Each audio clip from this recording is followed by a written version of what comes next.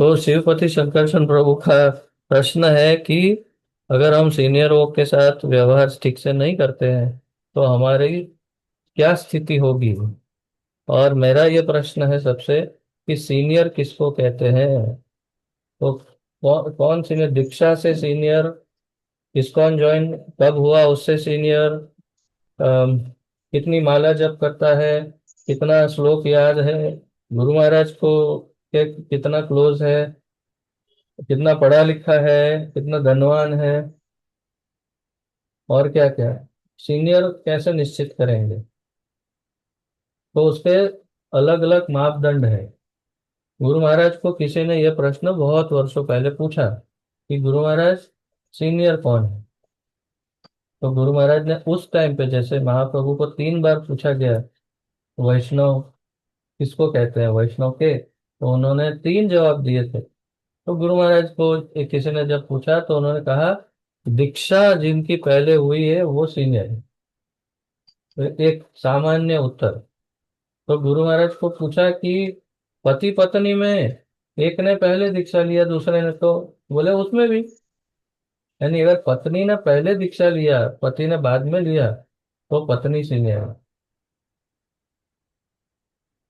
अभी आप लोग याद करो, आप लोग जब गए थे दीक्षा लेने तो आप में से किसका पहले दीक्षा हुआ था। पूरा घर का पिक्चर बदल जाएगा अभी जब ये बात खुलेगा। घर जाके बोला मैं सीनियर हूँ, मालूम है ना। हमारे दोनों के केस में ऐसा हुआ था। हम दोनों जब बैठे दीक्षा लेने तो पहला नाम गुरु महाराज ने इसका बुलाया। वो गई वहां दीक्षा, वो गुरु महाराज के पास ले, गुरु महाराज ने माला दिया, वो लिया माला, आके बैठी। फिर मेरा नंबर आया तो मैं गया, मुझे माला दिया। फिर इसने बोला वो मुझे तो गलत माला मिला, ये माला हमारा नहीं है, क्योंकि हम लोग स्पेशल तुलसी हमें प्राप्त हुआ था सनातन गोस्वामी के भजन कुटीर में से, तुलसी सूखा हुआ तुलसी से हमने बनवाया था, तो वो नहीं था। तो वो उधर बताया सेक्रेटरी को, तो गुरु महाराज को बताया तो गुरु महाराज ने बोला वापस भेजो उसको। तो फिर मेरे बाद फिर से गया ये और उसको दोबारा माला दिया, तो गुरु महाराज ने पकड़ के रखा और खींचाता नहीं खींचाता नहीं खींचाता नहीं किया, और बहुत मुश्किल से फिर उसको लगाया। तो पहले सीनियर फिर जूनियर, यानी हम दोनों बराबर हो गया। नहीं वही सीनियर है, तो हमसे सीनियर है। तो जिसका दीक्षा पहले हुआ, लाइन में गुरु महाराज ने कहा था, लाइन में जो आगे पीछे है, जिसका पहले हाथ में मैंने माला दिया, ऐसा बोला गुरु महाराज, जिसके हाथ में मैंने माला दिया पहले वो सीनियर है। ये नियम है।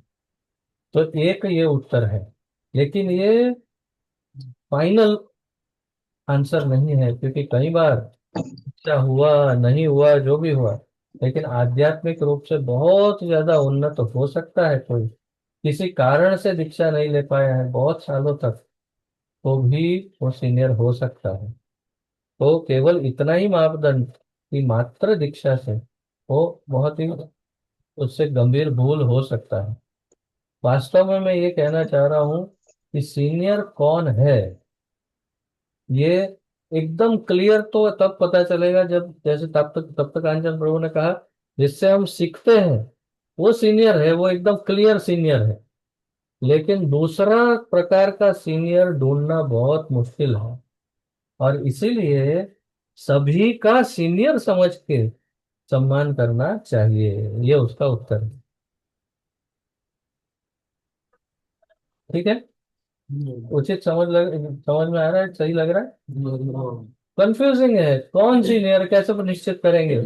तो बेटर ये है कि सबका उचित, हमसे श्रेष्ठ समझ कर ही सम्मान किया जाए और उनको सीनियर ही समझा जाए। कई बार पिता पुत्र में लगता है भी ये तो पुत्र है, लेकिन हो सकता है वो पुत्र बहुत ही एडवांस भक्त हो, वो हमारे घर में आया इसीलिए हम भक्ति में आए। तो कैसे निश्चित करेंगे कौन सीनियर है। थोड़े समय में पता चलेगा वो तो इतना एडवांस हो गया, क्योंकि वो तो एडवांस था ही पहले से ही, वो तो केवल आपका सहारा लेने के लिए इस घर में आया। तो फिर सीनियर कौन हुआ? बेटा हुआ। तो इसलिए किस कैसे निश्चित करेंगे कौन सीनियर? इसीलिए जो भी वैष्णव है सबका आदर करना जरूरी है। नहीं तो वैष्णव अपराध एकमात्र परिणाम वैष्णव अपराध है। अगर हम नहीं सम्मान करेंगे तो वैष्णव अपराध होगा। वैष्णव अपराध होगा, ठाकुर जी नाराज होंगे। और ठाकुर जी नाराज होंगे तो हमारी प्रगति समाप्त हो जाएगी, आगे हम बढ़ नहीं पाएंगे। समझ में आ रहा है? लेकिन इस पर बहुत ज्यादा गंभीरता से ध्यान दो कि अगर हम वैष्णवों का आदर नहीं करेंगे, उनकी बात का सम्मान नहीं रखेंगे, तो बहुत ही गंभीर परिस्थिति आ सकती है जीवन में। बहुत ही विकट परिस्थिति। और किसी ने पूछा गुरु महाराज को कि कैसे पता चलेगा वैष्णव अपराध हो गया? ये प्रश्न बहुत महत्वपूर्ण प्रश्न है। कैसे पता चलेगा कि हमसे वैष्णव अपराध हो गया है? क्या उत्तर दिया मालूम है गुरु महाराज ने? नामे रुचि समाप्त हो जाएगी पहले। सबसे पहले नाम जप में से रुचि खत्म हो जाएगी। जप करने का मन ही नहीं होगा। फिर ठाकुर सेवा से मन उठ जाएगा। ठाकुर सेवा करने की इच्छा नहीं होगी। और फिर अध्ययन करना, पढ़ाई करना, और धीरे धीरे धीरे धीरे सब चीजों में से इंटरेस्ट चला जाएगा। खाली कहाँ सम्मान देते हैं कोई, कहाँ है, और प्रोग्राम है तो तिलक कंठी उत्तरी डाल के ऐसा करके बैठ चले गए प्रोग्राम में, उतना ही रह जाएगा। अंदर से सब खाली हो गया तो समझना चाहिए कहीं ना कहीं बहुत भयानक वैष्णव अपराध हो गया। बाह्य रूप से कुछ भी कर लेंगे, सेवा कर लेंगे, कुछ माला करते हुए नजर भी आ जाएंगे, आरती कर रहे होंगे ऐसा भी नजर आ सकता है, लेकिन अंदर से वो इंटरेस्ट चला गया। अगर इंटरेस्ट चला गया है तो समझना चाहिए कि वैष्णव अपराध हुआ है। ऐसा गुरु महाराज कहते हैं। तो आप ये सोचिए कि यदि ऐसा हुआ है तो क्या करें। तो सबसे पहले याद करो किसका अपराध किया। पहले जाके उसके चरण पकड़ के क्षमा मांगो, सिंपल है। बहुत बहुत ही कठिन लगता है लेकिन बहुत सिंपल है। जाओ, चरण पकड़ो, क्षमा मांगो कि मेरी अब मेरा आपसे अपराध हो गया है, मैं जाने अनजाने जो भी है, जानकर किया हो सकता है, अनजाने में किया होगा हो सकता है, जो भी है, लेकिन अपराध हुआ है, कृपया आपको वैष्णव है क्षमा करिए। आप उसी समय समय उसमें से मुक्त हो जाएंगे और आपकी नाम रुचि वापस आ जाएगी। ठाकुर सेवा में इंटरेस्ट आ जाएगा, रस फिर से आ जाएगा। बहुत ही सरल। जैसे चलो रूप गोस्वामी का क्या हुआ? भजन कर रहे थे, ध्यान कर रहे थे, और ठाकुर जी की राधा रानी की लीला देख रहे थे, और एक विकलांग वैष्णव निकले और ये लीला देख के हंसे। हाँ, रूप गोस्वामी थोड़ा सा ऐसा ही हुआ। और वो विकलांग वैष्णव को लगा कि कितना बेशर्म है, मेरे विकलांगता पे हंसते हैं। और वो बहुत दुखी होकर वहां से चले गए। उसी समय रूप गोस्वामी का भजन टूट गया और फिर ध्यान ही नहीं लग रहा है। अब ठाकुर जी को भी देखो, उनके नियम देखो। रूप मंजरी है, ठाकुर जी के अंतरंग है, लेकिन उनका उनका भजन टूट गया वैष्णव अपराध से।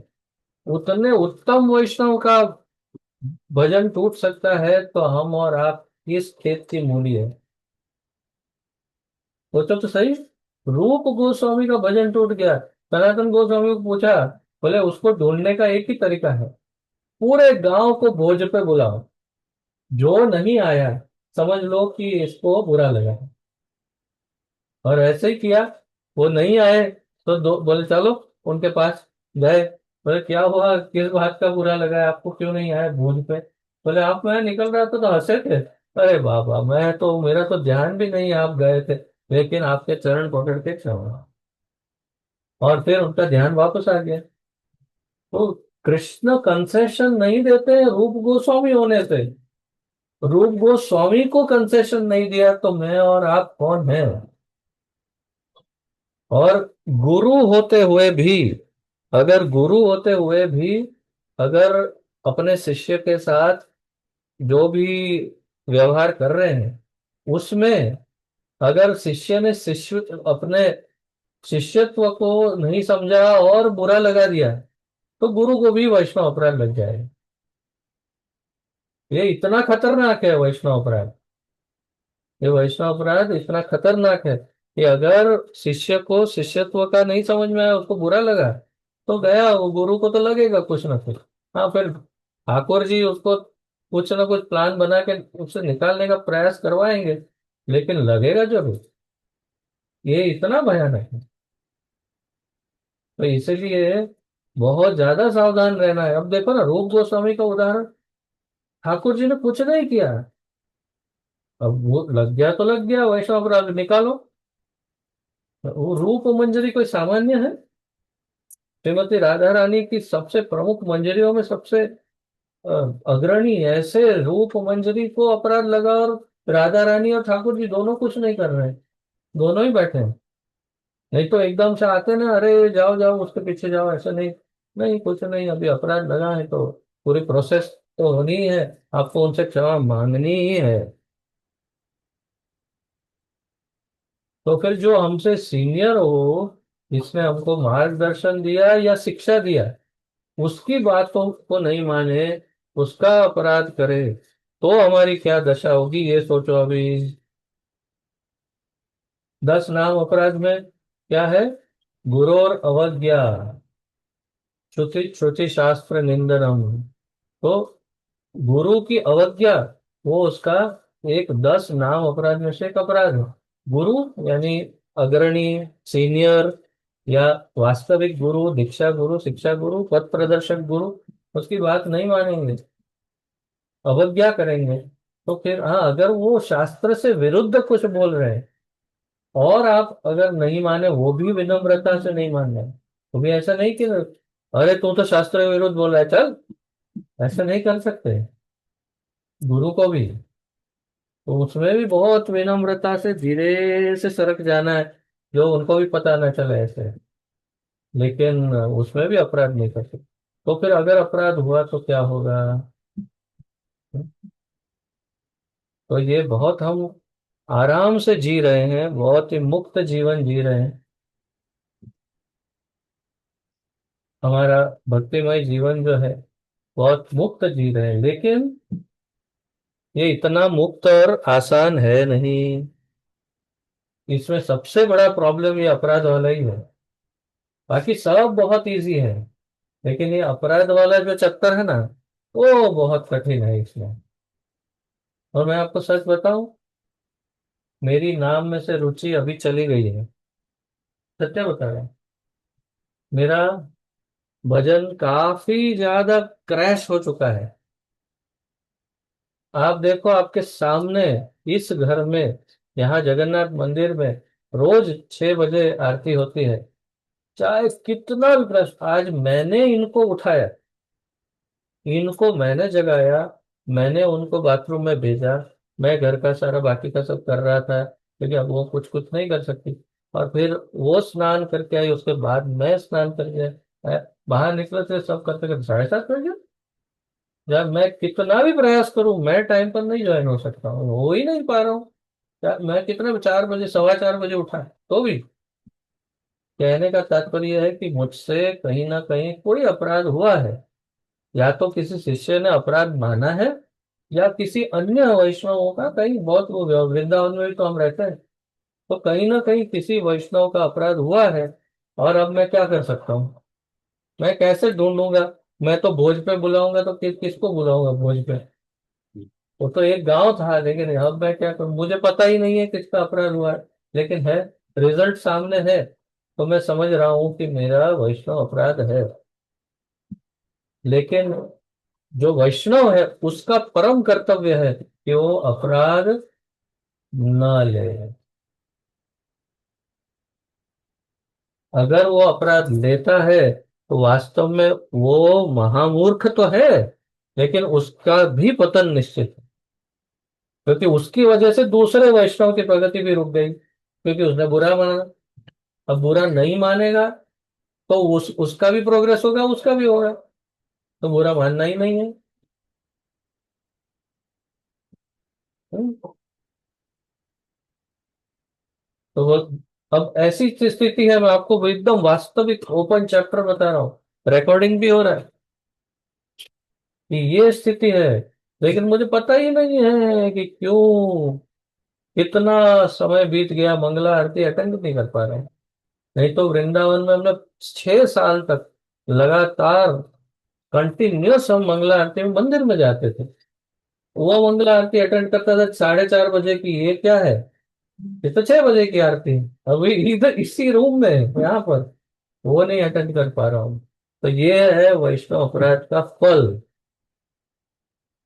वैष्णव अपराध ही है ये, और कुछ नहीं है। लेकिन मेरी स्थिति ऐसी है कि मैं नहीं जान पा रहा हूँ कि किसका अपराध है, वो मैं नहीं जान सकता हूँ। इसलिए मैं मेरा बाकी दायित्व कर रहा हूँ, जो भी है, और कंप्लीट करता हूँ अपना दायित्व, और क्या करूँ। मेरे पास उसका कोई ऑप्शन अब नहीं है, मैं ढूंढ नहीं सकता। एक एक के जाकर चरणों में, वैसे भी जनरल तो कितनी बार क्षमा तो मांग ही चुका हूँ, ग्रुप में भी मांगता रहे, तो हर बार प्रोग्राम के बाद सबको दंडवत प्रणाम भी बोलता तो हूँ। हो सकता है यहाँ का ना हो, वृंदावन का किसी को बुरा लगा हो। वृंदावन में भी तो हम निवास करते हैं, इतने वैष्णव मिलते हैं, कैसे पता चलेगा। तो इसलिए अपराध ही ना हो, वो सर्वश्रेष्ठ है। तो अब आप ये बताइए कि आप किस उपलक्ष्य में ये बात कर रहे थे, कि आप कोई विशेष घटना को लेकर कह रहे थे। तो जनरली हम लोग ऐसे जनरली कोई प्रोग्राम में जाते हैं या कोई बस मम्मी हम एक दूसरे का नहीं करते, वो कहूँगी ऐसा है, वो माता जी होता है, इस तरह का जो भाव है, हम ऐसा चर्चा हो जाता है तो उससे बाकियों को नहीं होता। मेरे सामने तो ज्यादातर ऐसा नहीं करते, ऐसा क्या हुआ। मेरे सामने तो इस तरह से ज्यादातर कोई नहीं करता है। लेकिन क्या हुआ। हाँ? हाँ? क्या हुआ, नींद आया। अच्छा, आपको क्या हुआ। चैंटिंग नीचे कहाँ, ग्राउंड फ्लोर पे। जाओ देखो, तो दोनों ही साथ में जाओ, नींद वाला और चैंटिंग मशीन वाला। जाओ लेके आओ।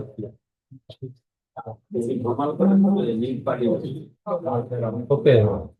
तो प्रभु जी बोल रहे हैं कि हम लोग दूसरा की निंदा, हमारे सामने ज्यादातर, मेरे सामने तो कोई करता नहीं है, लेकिन हाँ कभी कभी ऐसा हो सकता है कि कोई कंप्लेन करता हो। ज्यादातर ऐसा हुआ नहीं, कम ही होता है। लेकिन हाँ, अगर हमारे पीछे अगर आप लोग एक दूसरे का कुछ बोलते रहते हैं, तो इसमें प्रॉब्लम क्या है प्रभु। सब तो एक दूसरे का बोलेंगे तो सबका सेटल हो जाएगा ना। नहीं, लेकिन जो नहीं बोलता उसको बोलना चाहिए, तू बोल प्लीज, बोल तो सबका हिसाब बराबर होगा। बोल प्लीज, बोल यार, कुछ बोल, किसी का बोल, तो हिसाब बराबर होगा। तभी तो एक दूसरे का बोल रहे हैं बस।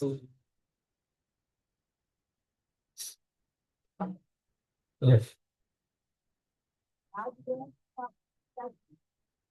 मैं नहीं कर सकता।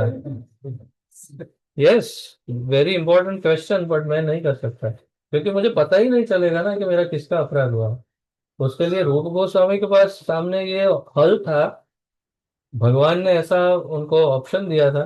पूरा गांव था, एक ही गांव था, उसको इनवाइट करो प्रसाद पे, जो नहीं आया तो मैं किसको इनवाइट करूं, किसको नहीं करूं। कौन आया कौन नहीं, बहुत लोग नहीं आते। नित्यानंद त्रयोदशी में आज कुछ नहीं आए, आज कुछ नहीं आए, आके। ऐसा भी तो हाँ। अपराध तो ले लिया, फिर इनवाइट किया, वो आ गए तो साथ में। ये बात तो, मंदिर रखा है। नहीं, पर सचमुच ऐसा ही है कि ज्यादातर ऐसे होंगे कि जिनको अंदर, प्रभु ने तो ऐसा बोला था, कोई बात नहीं प्रसाद लेकर तो जीना रहे प्रभु, प्रसाद अच्छा बना रहे, प्रसाद तो लेने जाऊंगा ही। अंदर गुस्सा भी है, प्रसाद भी खाना है, तो आएगा जरूर।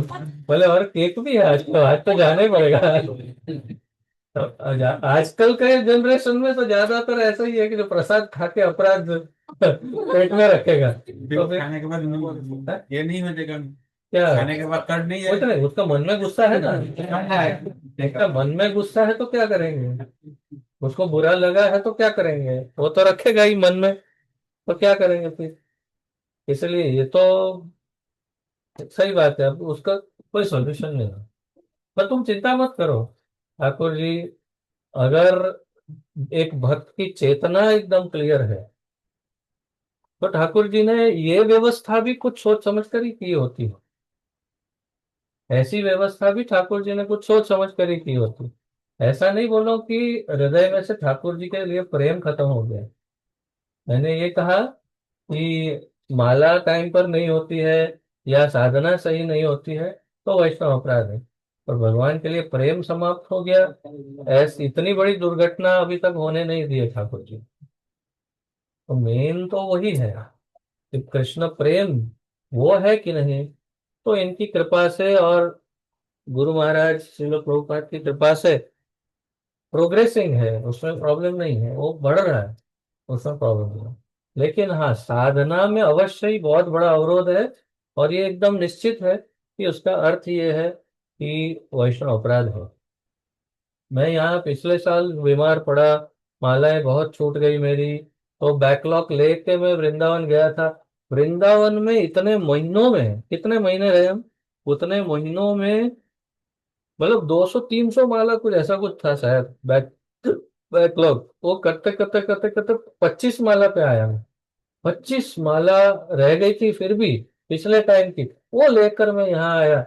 यहाँ आया, फिर सेंचुरी मार दी, फिर सेंचुरी लग गई मेरी।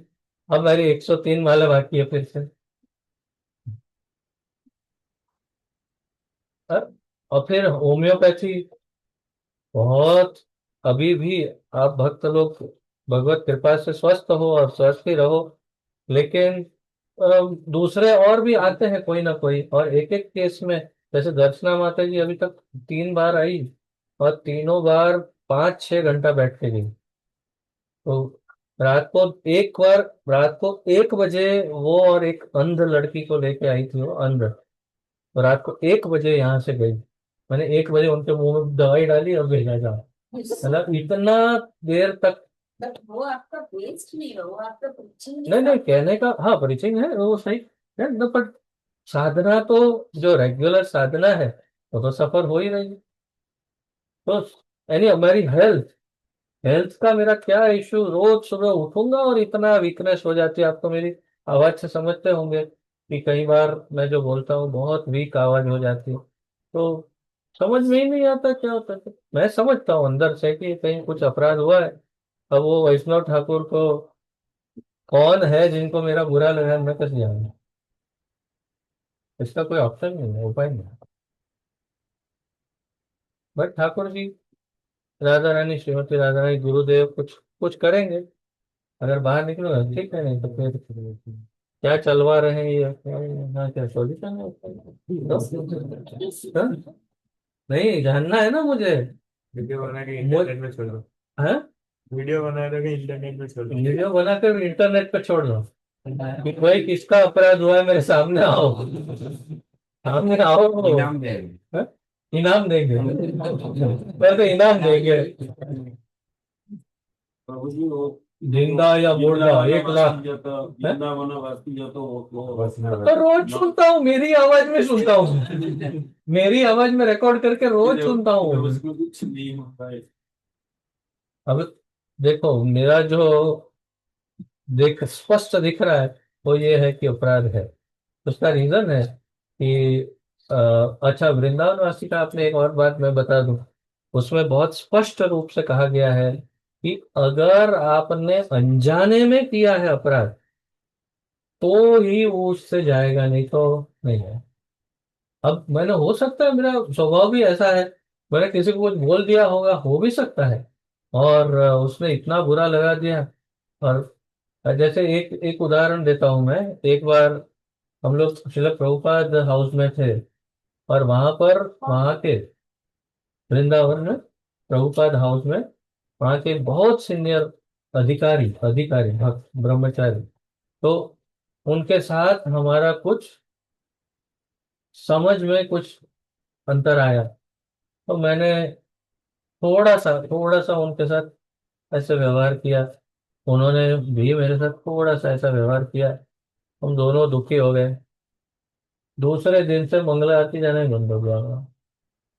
पता ही नहीं चला, कितने महीने बीत गए, मंगला आरती जाना ही बंद हो गया। पता चला कि देखो, एक अधिकारी अधिकारी होते हैं मंदिर में प्रभुपाद जी के। भले गलती तो 100% उनकी थी, 100% उनकी ही गलती थी, लेकिन फिर भी अपराध हमको लग गया और हमारी साधना बंद हो गई। इतना खतरनाक है ये कि अगर कोई प्रभुपाद के या ठाकुर जी के बहुत ज्यादा प्रिय हो और उसका अपराध लग गया हो, तो आप सही हो तो भी आपको अपराध लग सकता है और आपका पतन हो सकता है। ये इतना खतरनाक विषय है। तो बताओ, कितना सावधान रहना चाहिए। मिला? कोई उठा के ले गया होगा। चलो कोई नहीं, दूसरा आ जाएगा। ओके। तो कितना सावधान रहना चाहिए, कितना सावधान रहना चाहिए।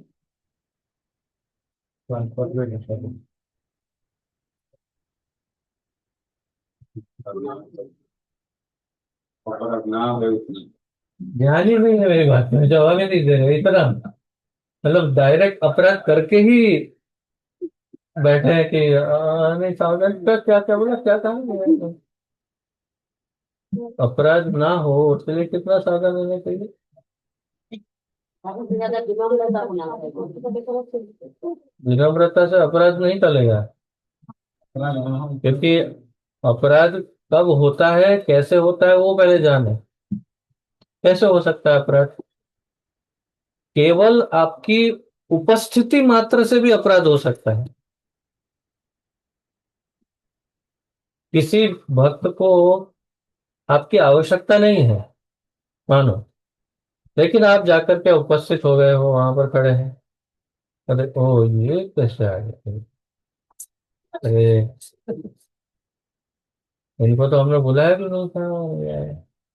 अभी देखो क्या करें, अब आ ही गए तो मतलब वो दुखी हो गया। आप कुछ भी नहीं बोले, बोले ही नहीं, खड़े रहे वहां और अपराध हो गया। हो सकता है। जैसे कोई सीनियर है और कोई आया, आके बिना प्रणाम किए सोफा पर बैठ गया, गया, बोला ही नहीं है कुछ, कुछ भी नहीं बोला, एक शब्द नहीं बोला है वो। एक वो सिर्फ शिष्टाचार पालन नहीं किया है, तो इसलिए उसका अपराध हो गया। कुछ नहीं करते हुए भी अपराध हो सकता है, यही उसका उदाहरण है। ऐसा जरूर नहीं कुछ बोलना ही पड़ेगा, डांटना पड़ेगा, गाली देना पड़ेगा, नहीं। कुछ नहीं करो, उपस्थिति मात्र से या अनुपस्थिति से भी अपराध हो सकता है। किसी ने इनवाइट किया है और आप गए ही नहीं, आपकी प्रतीक्षा कर रहे हैं, आप गए ही नहीं, बुरा लग जाएगा कि अरे इतना उनको प्रेम से बुलाया, आए नहीं, देखो, अपराध हो गया। होगा कि नहीं, दुखी, उसका मन दुखी हुआ तो अपराध हुआ। तो मेरे से ऐसा कोई ना कोई क्या अपराध हुआ होगा मैं नहीं जानता, लेकिन आप सब यहाँ जितने बैठे हैं उसमें से, आप में से किसी के भी चरणों में मुझसे या मेरे परिवार से अपराध हुआ हो, तो हम आपके चरणों में हमारा सर रगड़ के, नाक रगड़ करके ऐसे करके एकदम क्षमा मांगते हैं। आप सभी के चरणों में क्षमा याचना करते हैं, वास्तविक क्षमा याचना करते हैं। ये मैं मजाक नहीं कर रहा हूँ या ऐसे ही नहीं बोल रहा हूँ, हृदय पूर्वक आप सबके चरणों में क्षमा याचना करते हैं। लोग अगर बड़े से कुछ होता है तो हम लोग मैं तो पहले कई बार कह चुका हूँ, गुरु अगर कोई बनता है तो उसका सबसे पहला दायित्व यह है कि वो किसी भी वस्तु का कोई भी अपराध कभी ले ही नहीं। अगर वो अपराध लेता है तो कैसे गुरु बन सकता है, कैसे गाइडेंस दे सकता है, कैसे उनका उद्धार कर सकता है। वो दिखा सकता है कि बहुत बुरा नाराज हो गया हो, लेकिन वो केवल बाह्य होगा, अंदर से हो नहीं सकता। नहीं तो अंदर से होगा तो कैसे सब लोग प्रोग्रेस करेंगे? तो सब अपराध अपराध वाले ही यहाँ पर जितने बैठे हैं, सबके सब 100% अपराध वाले ही बैठे हैं।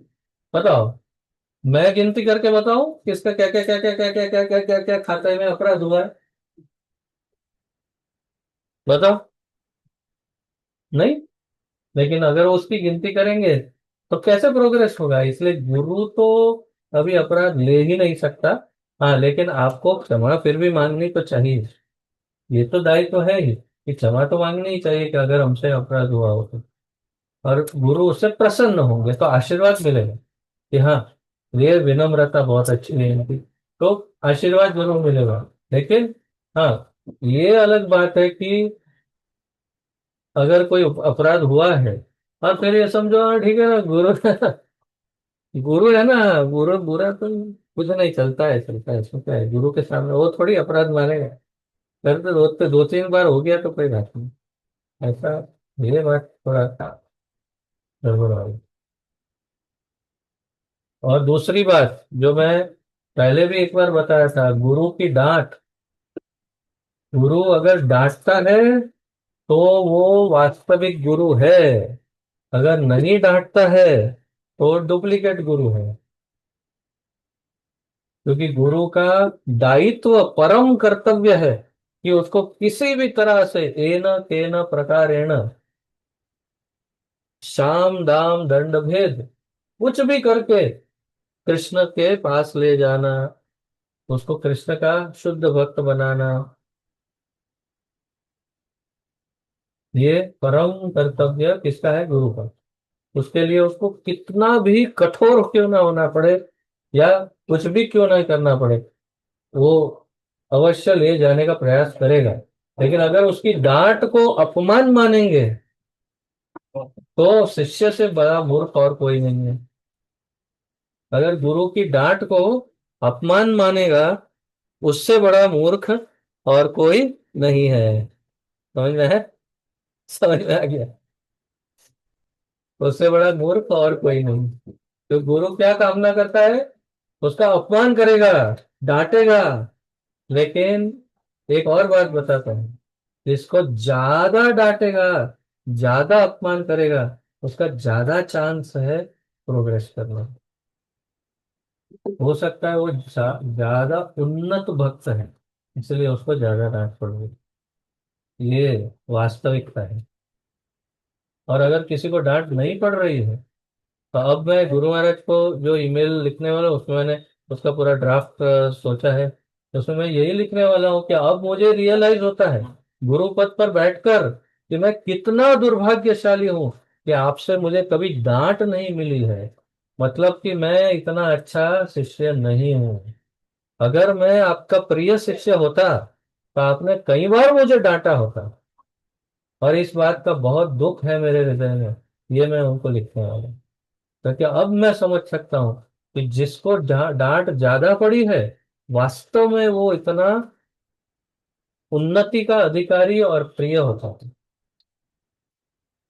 ये सत्य है। और जिसको प्रशंसा ज्यादा मिली है, वो खोखला भक्त है। अगर बहुत प्रशंसा मिली है तो अब देखना, मैं किसकी प्रशंसा ज्यादा करता हूँ और किसको ज्यादा भाव नहीं देता। जिसकी बहुत प्रशंसा कर रहा हूँ तो समझना चाहिए कि ये कोई चांस नहीं है ज्यादा प्रोग्रेस। सत्य यही है। मतलब वो नहीं समझ पा रहा है, वो गुरु मान ही नहीं रहा है, उसको आध्यात्मिक उन्नति में रस ही नहीं है, उसको अपनी प्रशंसा ही करवानी है। तो इसलिए मैं भी प्रशंसा ही कर रहा हूँ, ले ले भाई तू बहुत बड़ा है, अच्छा है। लेकिन जिसको आध्यात्मिक उन्नति करनी है, उसको प्रशंसा की कोई भूख नहीं होनी चाहिए गुरु से। स्पेशली गुरु से केवल डांट की भूख होनी चाहिए कि कब मेरा गुरु डांटेगा और मेरा प्रोग्रेस होगा। नहीं तो मेरा प्रोग्रेस कैसे होगा? मैं कैसे सुधरूंगा? जो मेरे अंदर कमी है वो कौन बताएगा? मेरी कमी बताएगा कौन मुझे? गुरु ही तो बताएंगे। अगर गुरु मुझे प्रशंसा करेंगे तो मैं तो डूब जाऊंगा। नहीं, गुरु प्रशंसा करेंगे तो मैं डूब जाऊंगा, प्रोग्रेस कैसे होगा? इसलिए कामना क्या होनी चाहिए गुरु से? डांट या तो सुधार की कामना होनी चाहिए। गुरु ने कहा ये ठीक नहीं है, तो तुरंत प्रसन्नता होनी चाहिए कि चलो ठाकुर जी चैत्य गुरु के रूप में, गुरु के अंदर से चैत्य गुरु बता रहे हैं कि हाँ ये सही नहीं है। तो मैं सच में सचमुच अब बहुत पछता रहा हूँ, क्यों मुझे गुरु महाराज ने कभी डांटा क्यों नहीं है? इतनी बार अंतरंग उनके साथ मेरा ये हुआ। गुरु महाराज सपनों में भी बहुत बार आते हैं, इनकी कृपा से कई बार आते हैं। पिछले 2 दिनों में 2 बार आए। उसमें परसों परसों क्योंकि वो करुणाधाम प्रभु को बुरा लगा था और वो नहीं ज्वाइन हुए थे वो सब। तो मतलब मैं किस तरह से अपना दायित्व निभाता हूँ। तो गुरु महाराज स्वप्न में आए और कहीं एक बहुत बड़ा पंडाल है। और गुरु महाराज हमेशा दो दो प्रकार से आते हैं, कभी अपने इस अभी के स्थिति में, कभी कभी पहले की स्थिति में। तो इस सपने में पहले की स्थिति में आए थे, जब संपूर्ण शरीर उनका आध्यात्मिक शरीर स्वस्थ है, वैसे जैसे इसमें। तो पांडाल प्रोग्राम में कहीं ड्रामा का कुछ आयोजन चल रहा है। और गुरु महाराज एक, और मैं अचानक, यानी ऐसा बहुत कम होता है कि मैं गुरु महाराज के साथ व्यक्तिगत रूप से हूँ स्वप्न में। स्वप्न में ग्रुप में ज्यादातर ऐसे ही होते हैं। इस स्वप्न में ऐसा हुआ कि एकदम 1 to 1 हो गए दोनों, और हम दोनों रात्रि में चल रहे हैं और उन्होंने मुझे ऐसे हाथ रखा और मेरे साथ चल रहे हैं। और हम दोनों जा रहे हैं वो पंडाल की तरफ, अंधेरा है रास्ते।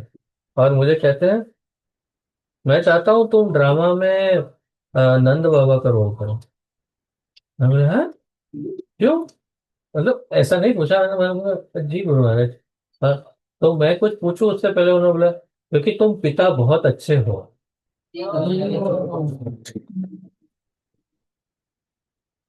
तो यानी गुरु महाराज ने स्वयं आकर स्वप्न में मुझे ये सर्टिफिकेट दिया कि तुम बहुत अच्छे पिता हो। तो मेरे हृदय का भाव जो है वो पिता का ही है, तो इसलिए उन्होंने देखा, बोले तो तुम नंद बाबा का रोल करो ऐसे। लेकिन डांट से नहीं है कभी हुआ है, तो ये मुझे हृदय में एक दुख है कि कभी डांट नहीं मिली है लोगों को। अगर उनकी डांट मिलती तो मैं, मेरा क्या कितना उन्नति। ये मैं, मुझे कौन डांटेगा कि सुबह गधे उठता क्यों नहीं है, गधे तू तो चैंटिंग क्यों नहीं करता है, ऐसा डांटने वाला गुरु। तो गुरु महाराज मुझे ऐसा डांटेंगे तो मेरा कितना सब कुछ लाइन पर आ जाएगा ना। तो ये, यस।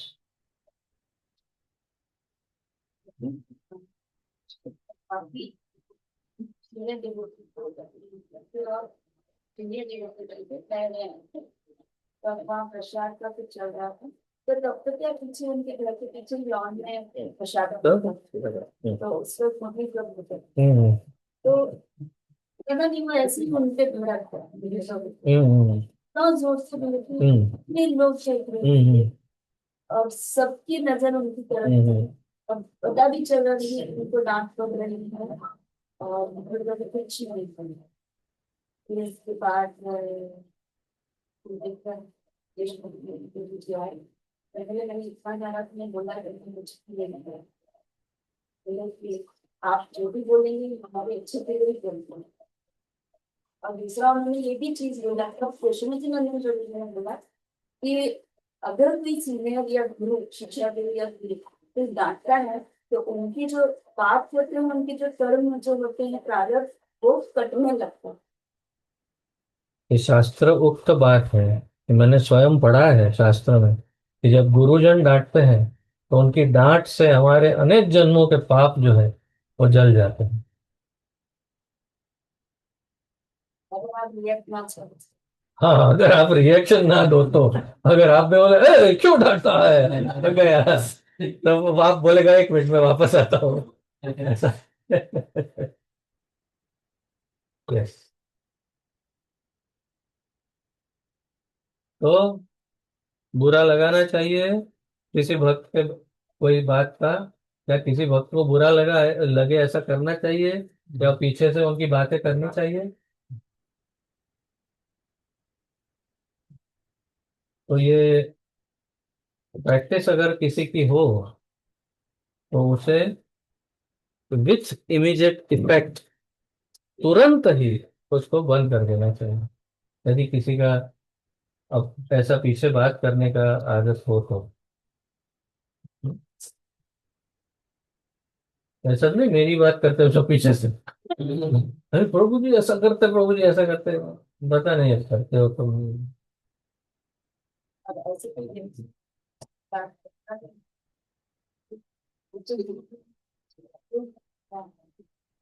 नहीं, उसको बहुत ज्यादा टाइटली पकड़ लेना चाहिए, डिस्टेंस मेंटेन नहीं करने का, उसको इतना टाइटली पकड़ना चाहिए कि बोल ही ना पाए वो। अरे अब बोल बोल, नहीं नहीं, बोल बोल बोल बोल बोल, अरे नहीं बोल पा रहा हूँ, तो वो चुप रहना, क्यों बोलता है, ऐसा करो। लेकिन 10 किलोमीटर दूर जाए। यस, उससे दूरी बनाए रखना चाहिए। अगर कोई सुधरता नहीं है तो उससे दूरी बनाना चाहिए। ये एक्चुअली बहुत ही ज्यादा महत्वपूर्ण प्रश्न उठाया आज श्रीपति प्रभु ने।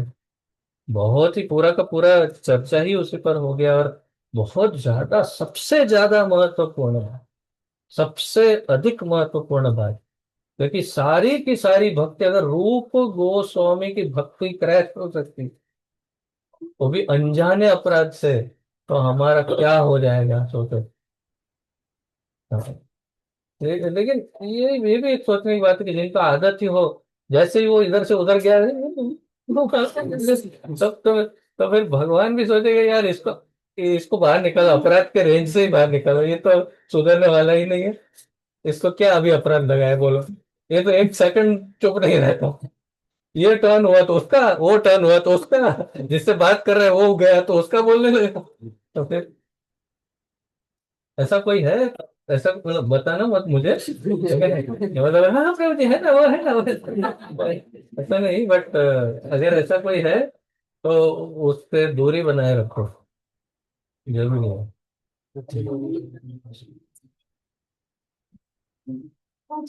हम्म। हम्म। नहीं लेकिन श्री श्रीमद श्रील गोपाल कृष्ण गोस्वामी महाराज एक बार बताते हैं, दो बातें बताई उन्होंने। एक बात ये बताई कि इस्कॉन में हमने अगर सबसे बड़ी महारत कोई हासिल की है, यानी सबसे ज्यादा एक्सपर्ट अगर हम हैं इस्कॉन में, तो वैष्णव अपराध और निंदा में है। फिर एक दूसरे की निंदा करने में हम सबसे बेस्ट हैं इस्कॉन में, ऐसा। और दूसरा ये भी कि सबसे ज्यादा आकर्षक कोई चीज हो भक्ति में, तो वह है वैष्णव अपराध। कि कोई वैष्णव का कोई अवगुण दिखा नहीं, और कोई अंदर से खुजली हुई नहीं, किसको बोलो, किसको बोलो। तो, तो कैसे हंसते सब। हाँ? आप बार बार ऐसे ऐसे दिखा, ऐसे ऐसे क्या दिखा, डर लगता है भैया, ऐसे ऐसे मत दिखाओ, यहाँ जगह में बैठे हैं, तो इसका मीनिंग बहुत गलत होता है। तो इसको भी तो समझना। इसको बोलते हैं होल, होल। बताइए ना क्या पूछ रहे हैं, मतलब अगर कोई वैष्णव करता है, सॉरी, अगर वैष्णव अपराध कोई आपके बोल रहे हो, अगर सीनियर है इनके साथ क्या करना चाहिए, और जूनियर है तो उसको हम क्या करना चाहिए? ये भी बहुत अच्छा प्रश्न है कि अगर कोई सीनियर भक्त आकर वैष्णव अपराध करता हो तो क्या करना चाहिए। ये करना चाहिए कि मुंडी पीछे करके सुनना चाहिए। भाई कान तो पीछे है, कान आगे तो दिए नहीं, कान तो पीछे की साइड है, तो सबसे बेस्ट सुनने का कौन सा तरीका है, ये ऐसे सुनो सबसे बेस्ट। हाँ, हाँ बोलते जाओ, तुम बोलते जाओ, सुनता जा रहा हूँ मैं, सुनता। ऐसा इतना उत्तम क्या हो सकता है बताओ। क्योंकि पूरा होगी नहीं, बचपन रहे इधर से है। वाह वाह भाई वाह।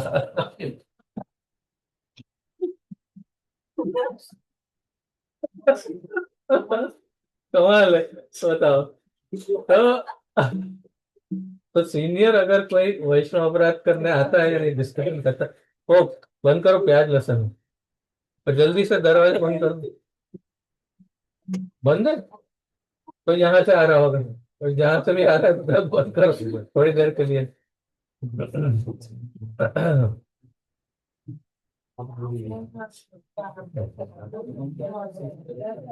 ओके। तो अगर कोई सीनियर आपके सामने किसी का निंदा करते हैं तो क्या करना चाहिए?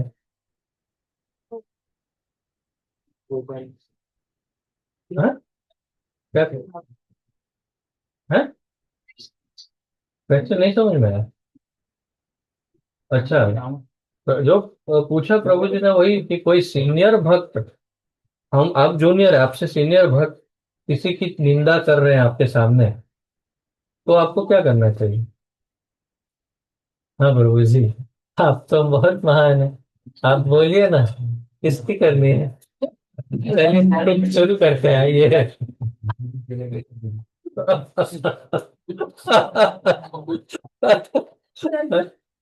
अब रजत प्रभु वो चेहरा छुपा रहे हैं, नहीं तो पता चलता कि उनका क्या रही है। तो क्या करना चाहिए? तो उनका अपमान तो करना ही नहीं चाहिए कि प्रभु जी क्या आप भी वैष्णव अपराध कर रहे हो, ऐसा नहीं। आप कुछ एकदम से ऐसा जेन्युइन बहाना बताइए और वहां से सरक जाइए कि, ओ प्रभु जी, मैं आपके चरणों में क्षमा चाहता हूँ, मुझे एक बहुत जरूरी काम है, ये है। ऐसा 2-3 बार होगा ना, उसकी समझ में आ जाएगा कि मैं किसी का बोल रहा हूँ और ये सुनना नहीं चाहता, और वो भी समझ जाएगा कि मुझे भी ऐसा नहीं करना चाहिए। ये एक ही तरीका है। आप उसको तो बोलने से क्या सीनियर होके किसी की निंदा करते हो प्रभु जी, आप भी ऐसा तो नहीं बोल सकते, है ना? और ये भी नहीं कर सकते कि मजा आ रहा है, करो ना प्रभु, आप तो सीनियर हो, आप जो बोलोगे वो तो अमृत वचन होगा, बोलते जाओ, मजा आ रहा है, अच्छा लग रहा है खाने में, ऐसा तो कर। हैं? क्या क्या क्या बोलते? प्रभु जी मैं घोषु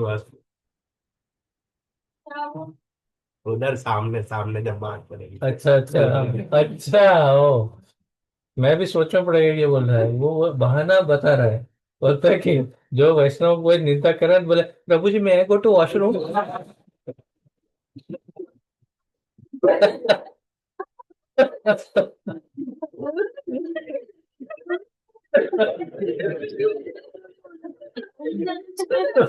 अभी जब बोल रही तो वॉशरूम क्यों गया, गो टू टॉयलेट ही बोल देना। वो बिल्कुल नहीं रुकेगा, जरा भी देगा, जा जा जल्दी जा। अब क्या, तो फिर बनाना ही तो ये बता ना, जा जा तो जल्दी जा। और अगर जूनियर, आपका जूनियर कोई निंदा करे तो क्या करना चाहिए? बहुत सरल है, बहुत सिंपल है। उसको तुरंत उसके कंधे पर हाथ रख के तो बताना चाहिए, देखो वास्तव में ये अपराध है, हमें किसी के भी विषय में इस तरह से पीछे से नहीं बोलना चाहिए, ये उचित नहीं है। और हो सकता है आपका भी और मेरा दोनों का अपराध हो गया, तो हो सकता है अगर वो शुद्ध वैष्णव हो तो हमें कैसे पता है। हाँ, जानकारी देना एक बात होता है, लेकिन निंदा नहीं होनी चाहिए, इसलिए बहुत सावधान रहना जरूरी है। इसलिए कृपया ऐसा न करें, ऐसा प्रेम से उसको बताना चाहिए, ये आपका परम कर्तव्य है अगर जूनियर हो तो। लेकिन एक बात और बताता हूँ, इन सब के ऊपर जानकारी भी बहुत जरूरी है। अगर किसी अपराध को चोरी करने की आदत हो, अगर हो, मान लो, और आपको पता हो, और आपको वो बताना, मैं कैसे बताऊं, ये तो अपराध हो जाएगा ना, वैष्णव अपराध। उठाने दो जो उठाता है। तो फिर वो सामने वाला दूसरा वैष्णव रोता रहेगा, "अरे मेरा गया मेरा गया", बोलेंगे मैं क्यों बोलूं, मेरे को तो अपराध हो जाएगा। तो ये भी उचित नहीं है। और ज्यादातर बंगाली भक्तों में मैंने ये देखा कि जो जानकारी मुझे पहुंचानी चाहिए, जो जानकारी है, वो अपराध समझ करके नहीं पहुंचाते मेरे पास कि हमारा अपराध हो जाएगा तो। प्रभु जी का वो अपराध होता नहीं है ये। हम कैसे बोल रहे हैं, हम कैसे बोल रहे हैं? तो ज्यादातर जो जानकारियां मुझे मिलनी चाहिए, जानकारी, क्योंकि मैं मैनेजमेंट कर रहा हूँ, ये प्रशासन है, प्रशासन में ये चीजें हमेशा आती ही है। तो जो किसी का कोई दुर्गुण है, किसी का कोई कोई कमी है, कोई प्रॉब्लम है, तो जानकारी तो देनी चाहिए। तो आप किसी को कैसे बताएंगे, चाहे जूनियर हो या सीनियर हो? देखिए, पहले मैं बता देता हूँ, स्पष्ट करता हूँ कि मैं उनके प्रति कोई अपराध नहीं करना चाहता, मेरे हृदय में कोई भाव नहीं है। लेकिन मैंने ऐसा सुना है या तो मैंने ऐसा देखा है अपनी आंखों से, या मेरे पास ऐसा प्रमाण है कि ये वैष्णव जो है उनका ऐसा ऐसा एक प्रॉब्लम है ये। तो आप थोड़ा सावधान रहिएगा, और अगर आप उनके सीनियर हैं तो आप उनको सुधारिएगा, ऐसा आप बोल सकते हैं। लेकिन ये ना हो कि कल पता चले सब एक दूसरे को बोल रहे हैं देखो अपराध नहीं लगाना, लेकिन वो माता जी का ऐसा प्रॉब्लम है। हाँ, कल पता चला सब एक दूसरे को बोलते हैं, तो उसका दुरुपयोग ना हो, लेकिन जानकारी देनी चाहिए ताकि किसी और का नुकसान ना हो। समझ में आ रहा है? तो ये बहुत ही कॉम्प्लिकेटेड सब्जेक्ट है, विषय है। जो हम्म। तो उसका अपराध से अपराध करे तो उसको रोकने के लिए भी तो। जरूरी है, बिल्कुल जरूरी है। और यहाँ तक कि मंदिर प्रशासन में देखेंगे कि कई बार मैं तो इतने वर्षों से हूँ मंदिर प्रशासन में रह चुका हूँ, कई वर्ष आपने देखा है। तो मैंने ये भी देखा है कि कोई चोर प्रभु है, हाँ, उनको उनको चोरी हो गया, पकड़ लिया। फिर महाराज जी ने बोला कोई बात नहीं, रखो सेवा में वापस। फिर सेवा में कंटिन्यू हो रहा है, सब लोग उसका चेहरा देख रहे हैं, चोर प्रभु जी सेवा में। चलो महाराज जी की कृपा है, कृपा है। पता चला फिर और बड़ी चोरी हो गई। महाराज जी ने बोला अच्छा, फिर चोरी हो गई, अच्छा चोर प्रभु को कहीं और ट्रांसफर कर दो, वहां पर उसको सीनियर पोस्ट पे बैठा दो। मतलब कृपा पे कृपा करते जाएंगे और चोर प्रभु चोर से महाचोर, परम चोर, सुपर चोर बनते जाएंगे, तो फिर कोई फायदा नहीं। तो ऐसा नहीं होना, इसलिए मैंने ये भी देखा है कहीं कुछ ऐसा हुआ और उनके ऊपर बहुत ही कड़े, सख्त वो लिए स्टेप्स, पुलिस तक को बुलाया, जेल में तक डलवाया हो, सजा दिलवाई हो, दंड दिया हो, ऐसा भी हुआ। क्योंकि जो है वो है, फिर दूसरों का नुकसान करेंगे तो वो हम नहीं चला सकते। चलिए। अ, भक्त इसलिए ऐसा होता है क्योंकि वो पहले तो पढ़ा सकता आप तो। शुद्ध भक्त नहीं बना है ना। दूसरा, कई जन्मों से वो कितने जन्म ले चुका है और कुछ एक स्वभाव डेवलप कर चुका है। मैं आपको एक वास्तविक कथा बताता हूँ, वास्तव कथा नहीं, वास्तविकता। इस्कॉन में हुआ ये। एक बार ब्रजमंडल परिक्रमा हुई वृंदावन में, तो और जिसके साथ हुआ उन्होंने मुझे बताया ये प्रत्यक्ष एकदम। बोले हम लोग सुबह उठे, जब कैंप में सोए थे सब रात को परिक्रमा, सुबह उठे तो एक जन की आवाज आई, अरे अरे क्या हुआ, ये तो हमने कहा, क्या हुआ भाई? अरे मेरी बैग नहीं है, मेरा पर्स नहीं है। तो दूसरा बोला अरे मेरा पर्स भी नहीं है, मेरा पर्स नहीं। तीसरा बोला अरे मेरा पर्स नहीं। पूरे कैंप में जितने प्रभु थे सब बोल रहे मेरा पर्स नहीं, पर्स नहीं, पर्स नहीं। लेकिन फिर एक और आवाज आने लगी सबकी, बोले मेरा नहीं है लेकिन कोई और पर्स यहाँ पड़ा है, पता नहीं किसका है। तीसरा बोला हाँ मेरा भी नहीं है लेकिन कोई और पर्स यहाँ है, ये किसका है, ये किसका? तो पता चला कि सबके अपने पर्स तो गए, लेकिन किसी और का पर्स वहां आ गया। तो एक प्रभु खड़ा हुआ, हरी हरी बोल, ये मैंने किया है। बोले क्या किया है? बोले मैं एक्चुअली वास्तव में प्रोफेशनल चोर हूँ, और चोरी करना वो मेरा जीवन है। अब मैं आ गया हूँ इस्कॉन में, भक्ति में आ गया हूँ, भक्ति कर रहा हूँ लेकिन अंदर का स्वभाव जाता नहीं है। तो सुबह 3 बजे जब आप लोग सो रहे थे तो मैं उठा, अपने स्वभाव के अनुसार चोरी किया। फिर क्या करूं, चोरी तो कर नहीं सकते, तो इसके पास रख दिया, उसका उठा के इसके पास रख दिया, इसका उठा के इसके पास रख दिया। ये वास्तविकता है, ऐसा वास्तव में हुआ। तब लोगों ने बहुत तालियां बजाई, बोले वाह अभी अभी इतना कितनी अच्छी है कि उसने फिर स्वीकार भी किया कि देखो मैंने ही किया है। लेकिन आपके सबके सुरक्षित है, कोई गया नहीं है एक दूसरे के पास गोल गोल घुमा दिया। तो ये है स्वभाव, कि बहुत समय का स्वभाव है। आप अपने को देखो, आपका पहले का स्वभाव में से अभी चेंज बहुत हुआ, लेकिन कुछ कुछ चीजें अभी भी है कि नहीं, है ना? होता ही है, हर एक चीज तो जाएगा नहीं स्वभाव का। बहुत चीज मुझे भी अंदर से, मैं जानता हूँ 20 साल हो गया, लेकिन कुछ कुछ चीजों का स्वभाव अभी भी मैं स्ट्रगल करता हूँ कि ये क्यों नहीं ठीक हो रहा है, ये क्यों ठीक नहीं। तो तात्पर्य क्या है, ये पुराने जन्मों का स्वभाव और इसी जन्म के कई सालों का स्वभाव, इसके लिए भूल हो जाती है। लेकिन फिर उनको भी पछतावा होता है, उनको भी सुधारने का मौका दिया जाता है, और ठाकुर जी भी देते हैं, गुरु भी देते हैं। कभी सुधर गए तो ठीक है, नहीं तो फिर पतन तो हो ही जाता है। या तो पतन होगा या प्रोग्रेस होगा, लेकिन स्वभाव के कारण एकदम से रातों रात सब शुद्ध भक्त क्या बोलते हैं उसको, उत्तम अधिकारी नहीं बन जाएंगे एक रात में, ये नहीं संभव है। हम सब जगाई मदाई में से कन्वर्ट हो रहे हैं, हम सब। तो इसलिए टाइम लगेगा कन्वर्जन में, रातों रात नहीं बनेंगे जगाई में।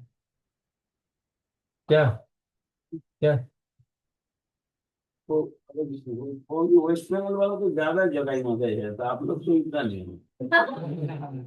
हाँ? गुजरात में तो इतना नहीं है जगह मदाई, जगह मदाई तो वेस्ट बंगाल में पड़ा हुआ है। कुछ बाकी नहीं है ऐसा खाने पीने। नहीं वो सही बात है प्रभु, लेकिन आपने वो जगह मदाई के नाटक में देखा ना, क्या बोला उनको, महाप्रभु को, कि एक ही गुण है, इन्होंने वैष्णव अपराध अभी तक नहीं किया है जगह में, इसीलिए बचे हुए हैं, है ना?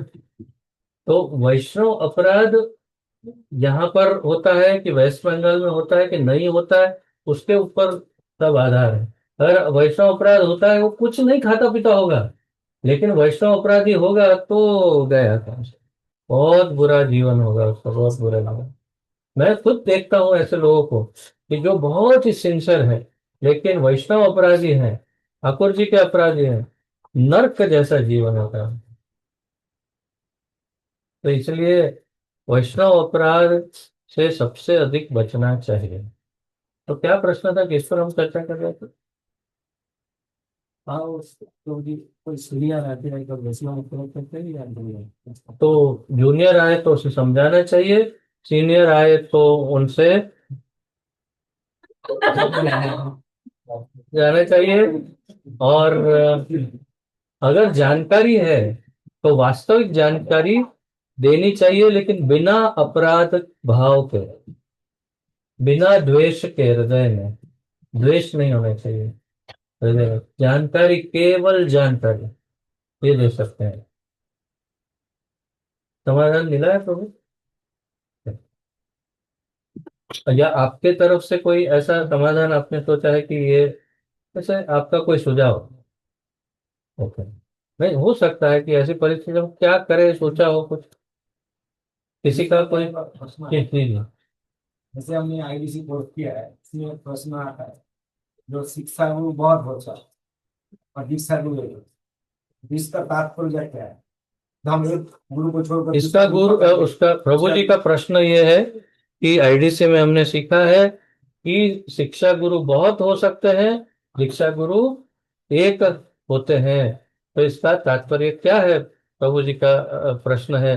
इसका तात्पर्य ये है कि शिक्षा गुरु एकदम चालू और हलकट होते हैं, उनका कोई वैल्यू नहीं होता है, उसको कोई सम्मान देना नहीं चाहिए, क्योंकि बहुत शिक्षा गुरु होते हैं, हरि हरि बोल, हाँ? नहीं, क्योंकि बहुत है, बंगला में है तो क्या, फिर इसका वैल्यू क्या है? इतने सारे शिक्षा गुरु पड़े हैं, फिर क्या वैल्यू है शिक्षा गुरु का? हरि हरि बोल। लेकिन उसी आईडीसी में ये सिखाया कि शिक्षा गुरु और दीक्षा गुरु में अंतर नहीं करना चाहिए। शिक्षा गुरु और दीक्षा गुरु में अंतर नहीं करना चाहिए, बल्कि पहले के युग में दोनों एक ही हुआ करते थे। जो शिक्षा गुरु है वही दीक्षा गुरु, दीक्षा गुरु वही शिक्षा गुरु। अभी के स्थिति में इतने शिष्य हैं गुरुदेव के कि शिक्षा गुरु को उन्होंने शक्ति प्रदान की है कि आप इनको शिक्षा दीजिए मेरी ओर से, और फिर मैं उनको दीक्षा दूंगा। लेकिन शिक्षा और दीक्षा गुरु में अंतर नहीं करना चाहिए, ऐसा आईडी से और सामान्य बुद्धि की भी बात है। ये मेरा एक लेकिन प्रश्न मैं समझ रहा हूं, लेकिन शिक्षा गुरु में कोई किस लेवल तक की शिक्षा आपने किनसे ली है, उस लेवल तक का आपका समर्पण उनके प्रति होना चाहिए। ये क्या कितनी शिक्षा ग्रहण की है, क्या क्या सीखा है उन्होंने, क्या सिखाया है आपको, क्या दिया है उन्होंने, उस लेवल के अनुसार आप उनके प्रति समर्पित हो सकते हैं। लेकिन गुरु तो गुरु ही रहते हैं। जब एक बार गुरु है तो वो गुरु ही रहेंगे, गुरु ही रहने चाहिए। अगर जहां तक वो शास्त्र के संपूर्ण विपरीत, अपने गुरु के विपरीत, परंपरा के विपरीत न करे, तब तक उनका परित्याग या उनकी अवमानना नहीं होनी चाहिए। अगर वो टोटली विपरीत कुछ कर रहे हैं तो आप उनकी अवमानना, वो भी बहुत मानपूर्वक अवमानना करो। ये रूप गोस्वामी ने समझाया है। चलो, रूप गोस्वामी समझाते हैं कि यदि आपके शिक्षा गुरु, दीक्षा गुरु भी अगर टोटली शास्त्र से विपरीत जा रहे हैं और आपको निश्चित प्रमाण मिल गए हैं कि ये पतित है, ये है, वो है, जो भी है, तो आप एक बार उनके साथ व्यक्तिगत चर्चा करने एकांत में जाओ और उनके चरणों में प्रणाम करके कहो कि गुरुदेव मुझे ऐसा लगता है, नीचे ऐसे देख करके कि ये मैंने ऐसा ऐसा सुना है, तो क्या आपका क्या अभिप्राय है, मैंने गलत सुना है। ये नहीं कि गुरु के हाथ पर हाथ डाल के बात कर रहे हैं। अरे जब उनकी गलती दिखा रहे हैं तो, और रूप गोस्वामी लिखते हैं कि अगर उसने कहा हाँ तुमने सही सुना है, ये शायद मुझसे ये कोई गलती हो गई है, तो तुरंत समर्पण करना चाहिए कि हाँ गुरुदेव, तो अब मेरे लिए क्या आदेश है। तो उचित गुरु है वो कहेगा कि मुझे मेरी साधना से हर प्रकार से इन चीजों को सुधार करके अपने लाइन पर आने का मुझे समय दो। गुरु ऐसा कहेंगे। और अगर, और फिर आपको उस गुरु का परित्याग नहीं करना है। लेकिन गुरु अगर आपको डांटे या कह दे क्या बकवास करता है, तो मुझे सिखाने चला, तुझे क्या समझ में आता है, सब गलत बोल रहा है, ये है वो है, क्या प्रमाण है तेरे पास, मतलब आपको पास प्रमाण ठोस है, लेकिन फिर भी वो स्वीकार करने को ही तैयार नहीं है। तो आप कहिए हे गुरुदेव, मुझे क्षमा करिएगा, मैं महामूर्ख हूँ, पतित हूँ, और हो सकता है मुझसे भूल हो गई हो, मैं क्षमा चाहता हूँ गुरुदेव, प्लीज क्षमा करिएगा। हाँ ठीक है जाओ। और फिर आप वहां से निकलो और फिर वहां दोबारा कभी मत जाओ, ऐसा रूप गोस्वामी कहते हैं। मतलब तब आप उनका परित्याग कर सकते हो, चाहे वो शिक्षा गुरु हो या दीक्षा गुरु हो, तब आप उनका त्याग कर सकते हैं। लेकिन अगर शास्त्र के विरुद्ध नहीं है, धर्म के विरुद्ध नहीं, गुरु के विरुद्ध नहीं, परंपरा के विरुद्ध नहीं, सिद्धांतों के विरुद्ध नहीं, और केवल आपका लौकिक सिद्धांत में कुछ मतभेद है, जैसे वो टीवी का मैंने उदाहरण दिया था, जो टीवी लेके आए थे, प्रभुपाद को दिखाया कि चंद्रमा पे चले गए, और प्रभुपाद बोले नहीं चंद्रमा पे नहीं जा सकते, तो इतना क्रोधित हो गया कि छोड़ दिया इसको हम। लेकिन जब बाद में सिद्ध हुआ कि नहीं गया है चंद्रमा पर, तो आके रोए बहुत प्रभुपाद पे। तो यानी ऐसी लौकिक बातों पे उनका विरोध करना ये बिल्कुल भी उचित नहीं है। अगर गुरु गलत भी है तो भी उनका विरोध नहीं करना चाहिए। बहुत ही अच्छे अच्छे प्रश्न पूछे आपने, वास्तव में सभी का बहुत लाभ हुआ कि नहीं आज के इन प्रश्नों से। तो आगे कोई जी, अपनी आईडी से सिखाया है। मैं थोड़ा जल पी, प्रभु जी ने मुझे परमिशन दी। ऐसा नहीं है परमिशन। जी करो जी, पीजिए ऐसा बोलते हैं। अरे बोले पानी बिल्कुल ये पियो, मजा करो। ये ये हमारे क्या है, लौकिक दैनिक प्रक्रिया है ना, तो ऐसा हो जाता है इससे। मैं तो मजाक में ले रहा हूँ, लेकिन उसमें कोई अपराध नहीं है।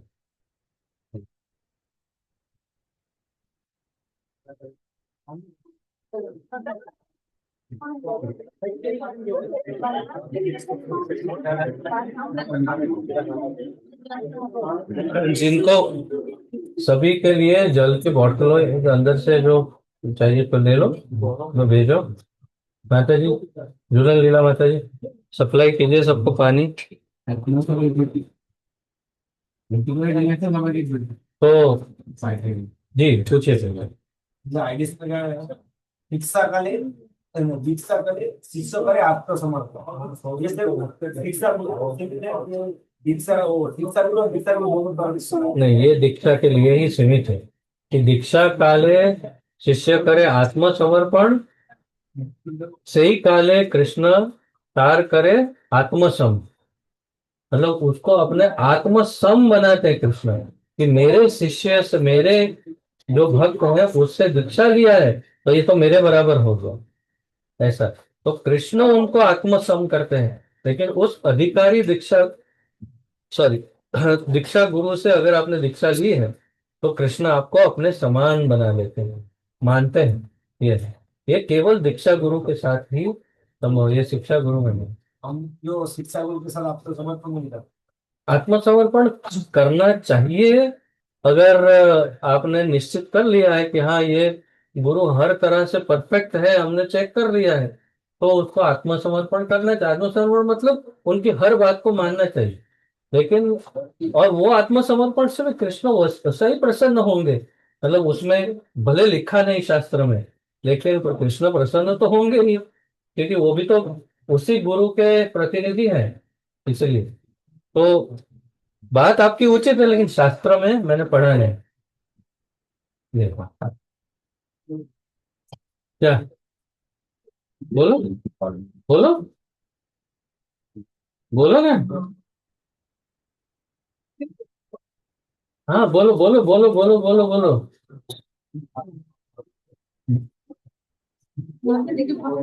बोलो बोलो बोलो बोलो, निश्चिंत होके बोलो।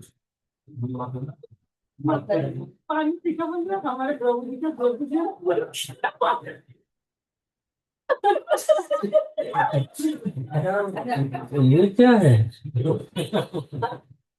अरे इनको तो जीवात्माएं कलेक्ट करने का दायित्व है, बॉटल कलेक्ट करने का दायित्व क्यों दे दिया यमराज को? सब पी के इनका प्रभु जी के पास पहुंचा देते हैं।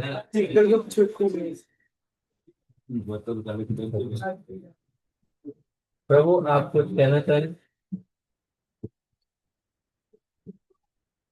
कुछ शेयर करना चाहेंगे, कुछ करेक्शन करना चाहेंगे?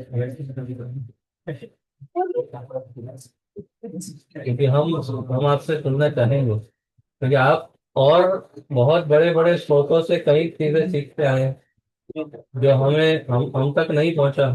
आप शेयर कर सकते हैं।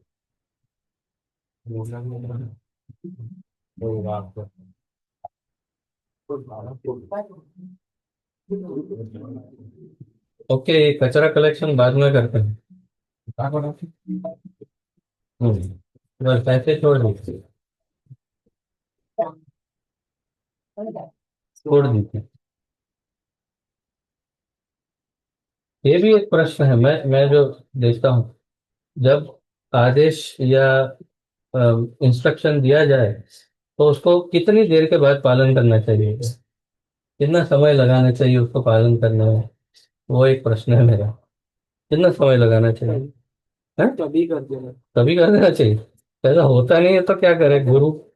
तो गुरु के मन में क्या होता है? गुस्सा। होता है, गुस्सा होता है। अच्छा,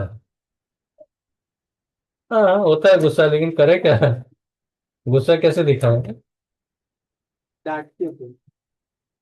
पर डांटने से फर्क ना पड़े तो ऊपर से उसको बुरा लग जाए। ये प्रश्न है कि जब कहा जाए तो कितनी देर में उसका पालन करना चाहिए। ऐसा एक उदाहरण नहीं, मैंने बोला रमेश को उसको अभी रख दीजिए। हाँ, फिर थोड़ी देर में कैसा फिर हाँ, तो उतनी देर में तो यहाँ ड्र ड्र ड्र ड्र हो गया सब कि ये सुनता क्यों नहीं है। आदेश का पालन इंस्टेंटली होना चाहिए, निकला जवान ऐसे, और तुरंत पालन।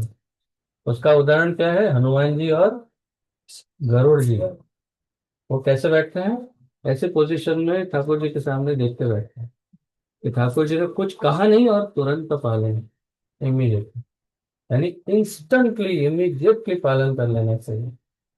वो हमेशा होना चाहिए। लेकिन ज्यादातर हमारे ग्रुप में 99% इसमें फेल है, इंस्टेंट नहीं कर पाते हैं समहाउ, मुझे पता नहीं क्यों। पॉसिबली मैं उसको ह्यूमैनिटेरियन एंगल से देखता हूँ, तो शायद एनालाइजिंग एबिलिटीज थोड़ी कम है। मैं ऐसे देख रहा हूँ उसको, एक बात कान में जाए तो एनालाइज करे, तो समझ में आए, ट्यूबलाइट चक टक टक टक टक चालू हो, तब तक तो वो सामने वाला ऐसा ऐसा हो जाता है कि क्या क्या दिमाग में जा क्यों नहीं रहा है। बट मैंने ऐसा देखा है कि टाइम लगता है समझने में शायद, क्योंकि ज्यादातर ऐसा देखा है मैंने, अभी कुछ कहा तो काफी टाइम के बाद समझ में आता है, फिर वो करते हैं। काफी टाइम मतलब कुछ मिनटों तक नहीं समझ में आता है, फिर हम दोनों कई बार हंसते हैं कि इनको कैसे समझाएं, क्या करें समझे से। पर ठीक है, वो तो अब ह्यूमैनिटेरियन लिमिट है, तो क्या कर सकते हैं। लेकिन अगर समझ में आ गया और नहीं करते तो बराबर है, तो ठीक है, this is okay, absolutely alright. But अगर समझ में आ गया वो नहीं करे, ऐसा तो कोई करता नहीं। पर अगर समझने में ही इतना टाइम लग जाता है कि हमें ऐसा होता है कि क्यों नहीं समझ में आया, सिंपल सिंपल बात। जैसे मैंने कहा टेबल वहां रख दो, तो प्रभु जी टेबल लेके गोल गोल घूम रहे हैं, यहाँ से वहां गाड़ी की तरह गोल गोल चला रहे। यहाँ रखा, फिर वहां रखा, फिर मैं उठा, मैं उठा के मैंने वहां रख दिया टेबल। ऐसा करते हैं। देखो, अभी भी उनको ये नहीं समझ में आया कि मैंने क्या कहा। तो ओके, दिस इज नॉट अपराध। ओके, कोई प्रश्न और है, इस विषय को लेकर कोई प्रश्न है? क्या बोल रही है रमणी माता? है, कान कान में बोल रही है, क्या बोल रही है, बोलो, कुछ चाहिए? ठीक है, कोई प्रश्न है किसी का? दूसरे विषय पर प्रश्न है। दूसरे विषय पर, जैसे कोई अगर कीर्तन के लिए या आमंत्रण करते थे, प्रोग्राम के लिए आमंत्रण करते हैं, तो इनमें कुछ लक्ष्मी बताना चाहिए तो उनके लिए कि कुछ देना है, ऐसा कुछ सामान बताना चाहिए कि नहीं लगती, तो बहुत बड़ा प्रश्न होगा। ये मेरे लिए क्रोध का विषय है, ये प्रश्न मेरे लिए क्रोध का विषय है।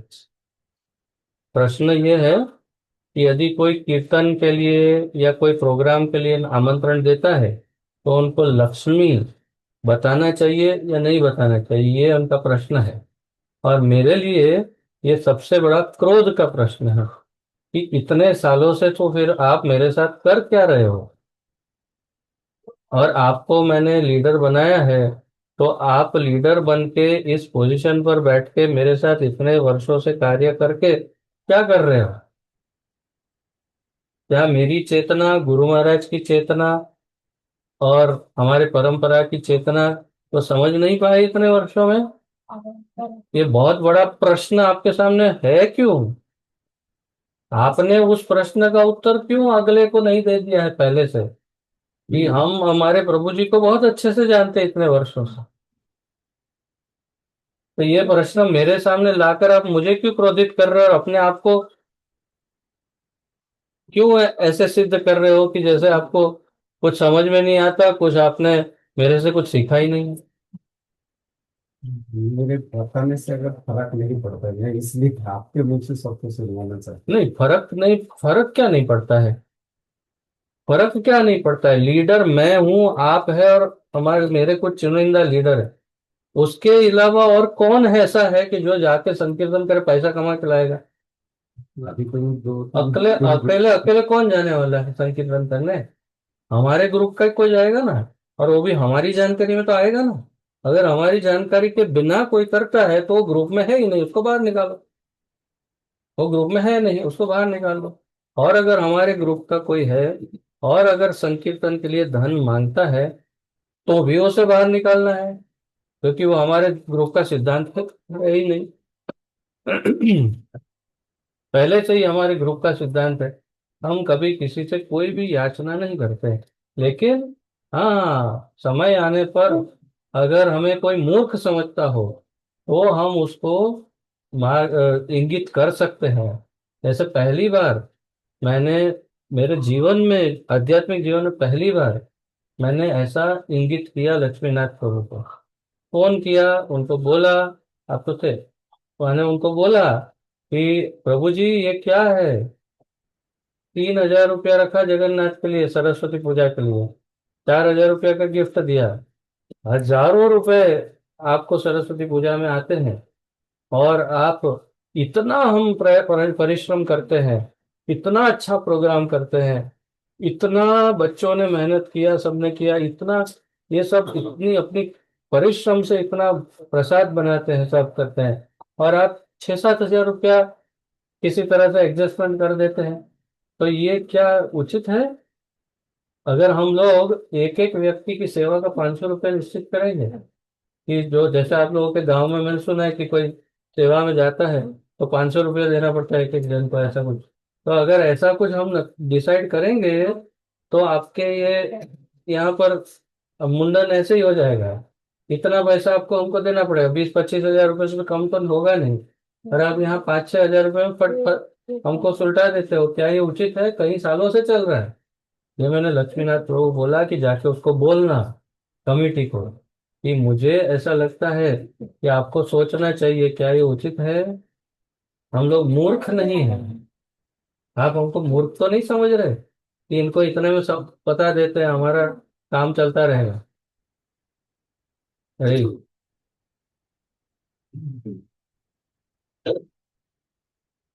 तो ये ऐसा समय हो तो ऐसा बोलना पड़ता है। हमने मांगा नहीं, लेकिन हमने ये भी कहा कि हम मूर्ख भी नहीं। कोई आपको घर में बुलाए, पूरा प्रोग्राम करे, और फिर 10 रुपए का नोट रखे, तो आप उनको ये अवश्य बोल सकते हैं कि आप जैसे इतने बड़े महानुभाव, इतने उत्तम व्यक्ति, इतने प्रतिष्ठित व्यक्ति को ये शोभा नहीं देता कि आप इतने लोगों के सामने 10 रुपए रखें। आपको अपने सम्मान के अनुसार ठाकुर जी को अर्पण करना चाहिए। हमें तो कुछ भी नहीं चाहिए, लेकिन अपनी प्रतिष्ठा का भी कुछ ध्यान रखना चाहिए, ऐसा बोल सकते हैं। लेकिन हम मानते कभी किसी से नहीं।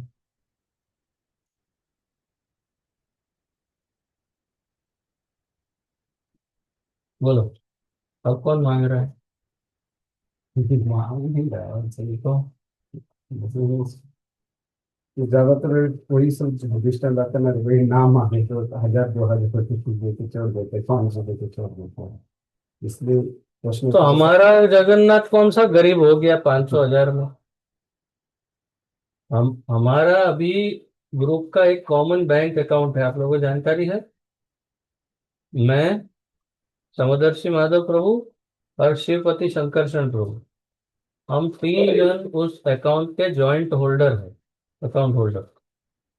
ये हमारे ग्रुप का जगन्नाथ जी का ये अकाउंट है, और उसमें जितना भी जो दोनों ग्रुप का जो भी धन जो भी आता है वो सब उसमें जाता है। उस अकाउंट में इतना पर्याप्त धन है अभी कि जगन्नाथ जी आराम से काफी प्रोग्राम्स कर सकते हैं। इतना है कि मैं क्या बताऊं, उतना है। तो फिर हमको किस बात की कमी है भाई? क्या 500 रुपये का 1000 दिया, 1000 का 500 दिया, क्या फर्क पड़ने वाला है? जगन्नाथ कहाँ से कैसे तो भी लेके आ जाता है। वो देखो ना, वो कितना देता है उसको मत देखो, वो उसकी चेतना की बात है, वो कितना देता है। लेकिन जगन्नाथ लेके आ रहे कि नहीं, तो लेके आ रहे हैं, पर्याप्त है हमारे पास। चिंता छोड़ो, ये सिद्धांत हमको कभी भी करना ही नहीं है। मांगने वाला धंधा नहीं चाहिए, वो धंधा है। हमें ठाकुर जी को शेयर करना है, बिजनेस नहीं करना है। बताइए। बड़े प्रोग्राम हो जाता बोलते 2003 ऐसे दुनिया नहीं जा रही, तो ऐसे लोगों को तो उनको बोलो कि आप अपनी लिमिट समझ करके देना। हम कभी मांगते नहीं हैं, हम कभी बोलते नहीं हैं, लेकिन आप अपनी प्रतिष्ठा को देख करके देना, ताकि कल को मार्केट में कोई चर्चा करे तो ये ना बोले कि अगले उस व्यक्ति ने 2000 रुपये दे के सुलटा दिया, कैसा मूर्ख है। तो आप सोच के देना, ऐसा आप जरूर बोल सकते हैं। तो अपनी प्रतिष्ठा के सम्मान में बराबर दे देगा। हमें लगता है ऐसे मैंने कुछ बात नहीं हुई ना कुछ तो मैंने बड़े लोग हो गए तो ये नहीं कुछ लोग तो वो उनका विचार ऐसे है कि हम जाएंगे कीर्तन करेंगे आ जाएंगे, उनके विचार ऐसे हैं। हम- ऐसे विचार हो तो 5-7 जन जा सकते हैं, कीर्तन करके 2000 लेके आ सकते हैं। और क्या, 5-7 जन का 2000 तो बहुत अच्छा है।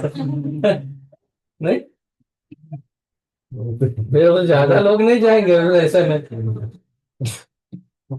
अरे ठीक है, वैसे मतलब अगर किसी का घर में खाली कीर्तन रखा है भगवान के लिए, तो उसके घर में प्रोग्राम करने की, तो किसी का बर्थडे वारी ये वारी हम रोसी जैसा लगता है हमको। फिर ऐसा जैसे लगता है। घर पे जैसे उसके घर पे रोसी करने गया, जैसे किसी के घर में का प्रोग्राम होता है, हाँ। जैसे स्पेशल ठाकुर जी के लिए कीर्तन करवाया, भजन करवाया, कथा सुनाया, तो उनके घर पे प्रोग्राम रखना चाहिए मेरे। और किसी का कोई बर्थडे हुआ, कोई रसोई वाला को बुलाऊंगे इतना लेगा, उसका हरे कृष्ण वाला को बुला, कोई रान्ना बन्ना प्रसाद खिला के बना के धो के लेके जाएगा, वो भी। महाप्रभु का ये सिद्धांत नहीं है।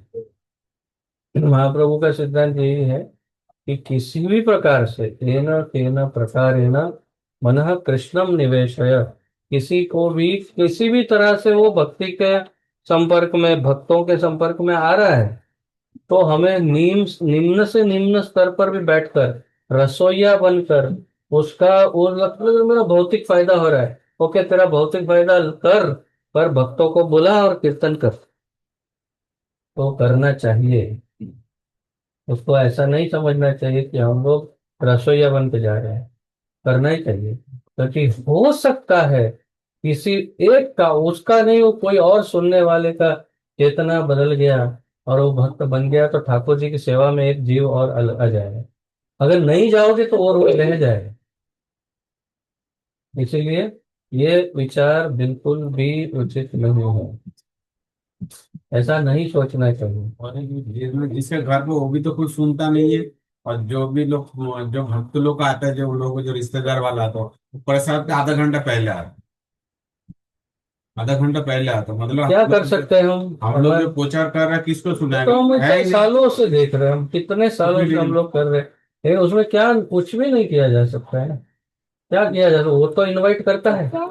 अब जैसे आप लोग जो लास्ट प्रोग्राम किया, तो उसमें मैंने सुना कोई 30 जन नहीं आए, ऐसा कुछ 30 जन कम आए, तो उनका इतना प्रसाद बच गया। अब आया ही नहीं वो, प्रसाद लेने भी नहीं आया। क्या कर सकता है वो? उसके घर जाके खींच के थोड़ी ला सकता है। और देखो, अब जो भी कारण है, उनको आध्यात्मिक प्रोग्राम में नहीं आना है, प्रसाद खिला रहे तो भी नहीं आने। और हम उनको बोला होगा प्रसाद ही है, तो वो सोचा होगा कि अच्छा हाँ, एक बढ़िया में थोड़ा सीरा दे देंगे वो, तो इसलिए वो आए, उनको क्या मालूम यहाँ इतना बढ़िया फीस्ट होता है। तो आप जिसको बोलो उसको ये बोलो, कभी भी अपने रिश्तेदारों को प्रसाद मत बोलो, उनको बोलो फीस्ट है, फीस्ट, और एकदम बढ़िया फीस्ट है, इसमें ये है, ये है, ये है, तो वो दौड़ के आएगा अपना प्रोग्राम चेंज करके। और हमको रसोईया बनना पड़ेगा, लेकिन उससे हम लोग उनकी चेतना चेंज करने का प्रयास कर सकते हैं। ये बहुत मेहनत करती है, और कितने सारे उसके स्टूडेंट्स के वहाँ प्रयास करती ही रहती है। उसमें से कुछ कुछ लोग धीरे धीरे धीरे आ रहे हैं भक्ति में, और उनके वहाँ बड़ा प्रोग्राम, छोटा प्रोग्राम, ये है वो है, कुछ कुछ करो, और फिर धीरे धीरे धीरे धीरे धीरे धीरे धीरे वो भक्ति में कोई एक दो जन भी आ गए, तो हमारा जीवन सक्सेसफुल है। नहीं तो आपका ये हिलाते रहना, इससे क्या फायदा होगा। उसका प्रसाद जब, ठाकुर जी का प्रसाद जब कोई ऐसा खाए और उसकी चेतना बदल जाए, तो आपका जीवन सक्सेसफुल हो जाएगा। इसलिए ये सेवा तो कभी भी ऐसा सोचना बहुत ही ज्यादा गलत हो जाएगा। ये हम रसोईया ही हैं, वो सोचना बहुत गलत हो जाएगा। ये कितना उचित नहीं। इतना यही रहनी चाहिए कि हम आनंद पूर्वक हमेशा बनाएंगे, सब लोग हमेशा खाएंगे, खाते जाएंगे। मायापुर में देखो, मायापुर में लोग इतना इतना रोज बनाते रहते हैं, बनाते बनाते कितना लोग आके आके आके खाके खाके खाके खाके खाके जाते ही। क्या है, सामान्य दर्शनार्थी आता है, टिकट लेता है, खाता है, चला जाता है, चला जाता है। तो वो अगर ऐसा सोचेगा कि मैं ऐसा क्यों करूं, मैं सन्यासियों के लिए ही बनाऊंगा, तो ऐसे नहीं करूंगा ना। इसमें से एक जीव क्योंकि वक्त बन गया तो हो गया, बस काम तमाम। ठाकुर और आप ठाकुर जी के लिए बनाते हो, मूल बात यह है, सब कुछ ठाकुर जी को भोग लगता है, इसलिए उनके अनुसार बनाओ, और केवल उनके बारे में सोचो, बाकी सोचो मत। ये आपका दायित्व है। और जब मिर्ची नहीं डालेंगे बोले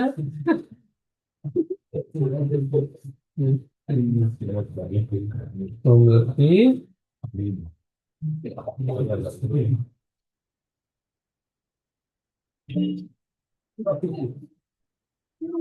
हाँ कर